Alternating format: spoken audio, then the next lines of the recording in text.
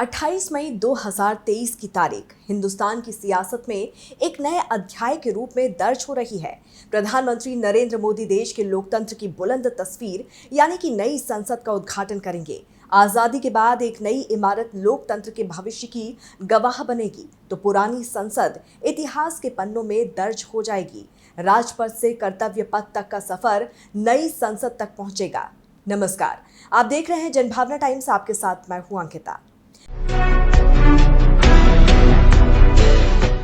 हालांकि संसद के उद्घाटन से पहले ही सियासी घमासान तेज हो गया है। विपक्ष की मांग है कि नई संसद का पीएम मोदी उद्घाटन ना करें, तो वहीं कांग्रेस ने संसद भवन का उद्घाटन राष्ट्रपति द्रौपदी मुर्मू के हाथों करवाने की मांग कर दलित राजनीति का दांव चला है। बहरहाल संसद को लेकर सियासी घमासान जोरों पर है। सेंट्रल विस्टा परियोजना के तहत हो रहे इस निर्माण को लेकर विरोध की कोशिशें सुप्रीम कोर्ट से लेकर अलग अलग मंत्रालयों तक हुई। अब चूंकि ये उद्घाटन के लिए तैयार है तो मुद्दा भी बदल चुका है। सवाल उठ रहा है कि इसका उद्घाटन पीएम मोदी क्यों करेंगे, लेकिन उससे अलहदा तस्वीर नई संसद की दिखाई दे रही है। आज आपको बताते हैं कि पुरानी संसद और नई संसद में क्या फर्क है और क्यों इसको बनवाया गया, किसने इसको डिजाइन किया है।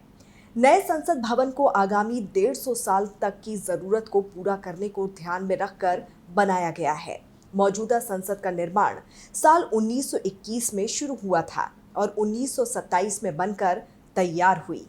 18 जनवरी 1927 को लॉर्ड इरविन ने मौजूदा संसद भवन का उद्घाटन किया था। तब उसे हाउस ऑफ पार्लियामेंट कहा गया।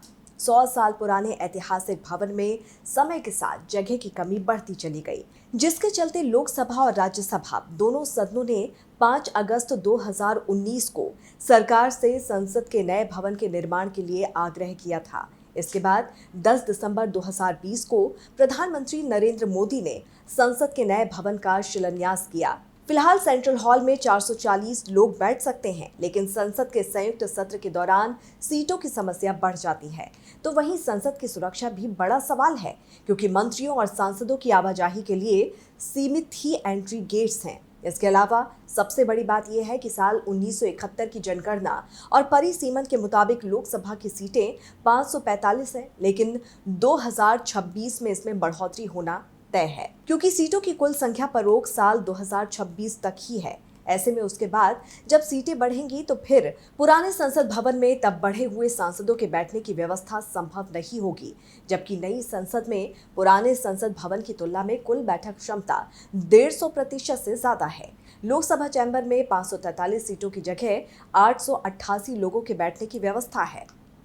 अभी लोकसभा में 590 और राज्यसभा में 280 लोगों की सिटिंग कैपेसिटी है, जबकि नए संसद भवन में लोकसभा में 888 सीटें हैं। विजिटर्स गैलरी में 336 से ज्यादा लोगों के बैठने का इंतजाम है। लोकसभा चैम्बर राष्ट्रीय पक्षी मयूर की थीम पर 3015 वर्ग मीटर क्षेत्र में बना है, जबकि कमल के फूल की थीम पर राज्यसभा चैम्बर 3220 वर्ग मीटर पर बना हुआ है। इसमें 245 सांसदों की सीटों की जगह 384 सीटें हैं। हालांकि नए संसद भवन में सेंट्रल हॉल नहीं है, लेकिन नए संसद भवन परिसर में 120 ऑफिस हैं, जिसमें प्रधानमंत्री कार्यालय, मिनिस्ट्री ऑफ पार्लियामेंट्री अफेयर्स के ऑफिस, लोकसभा सचिवालय, राज्यसभा सचिवालय और विभिन्न कमेटी के कक्ष शामिल हैं, जो कि सभी आधुनिक सुख सुविधाओं से लैस हैं। इसके साथ ही सांसदों के लिए library, meeting room, cafe, dining area भी है। सबसे बड़ी बात तो यह है कि संसद के संयुक्त सत्र के दौरान यहां पर एक साथ 1272 सांसदों को बैठाया जा सकता है। इतना ही नहीं, नए संसद भवन की 4 मंजिला इमारत में 6 रास्तों से प्रवेश होगा, जिसमें प्रधानमंत्री और राष्ट्रपति के लिए अलग से रास्ता होगा। नई संसद की सबसे बड़ी विशेषता संविधान हॉल है।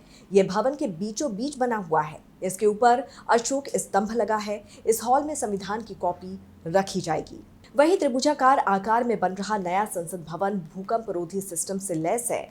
नई संसद केंद्र सरकार के सेंट्रल विस्टा प्रोजेक्ट का हिस्सा है और इसका निर्माण 15 जनवरी 2021 से शुरू हुआ था। इसे बनाने का टेंडर टाटा प्रोजेक्ट को साल 2020 के सितंबर में दिया गया था। नए संसद भवन के शिल्पी 61 साल के पद्मश्री बिमल पटेल हैं, जिन्होंने साबरमती रिवर फ्रंट जैसी बड़ी परियोजनाओं को साकार कर इंटरनेशनल पहचान दी है।